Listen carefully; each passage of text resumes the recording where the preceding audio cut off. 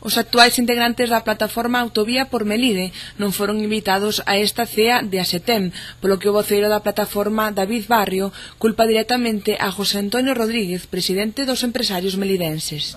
José Antonio Álvarez, ao intentar deixar a parte dos compañeros da plataforma fora deste acto. Nós non podemos tolerar, quer decir, que desde a Asociación de Empresarios elixen eles cal son os representantes da plataforma a hora de ser premiados ou a hora de decidir nos actos que nos representan.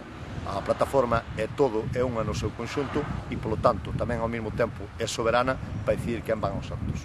E queremos, ao mesmo tempo, pedir disculpas tanto á ciudadanía da comarca de Melide como aos propios empresarios, que é un colectivo respetuoso e solidario, pola non presencia nosa onte no acto para recoller este premio. Pero tamén teñen que entender que non podemos aceptar unha vejación deste índole que pretendía facer o presidente de maneira unilateral, así nos consta, e sin consentimento de quen representa, que son a colectividade dos empresarios, a esta plataforma.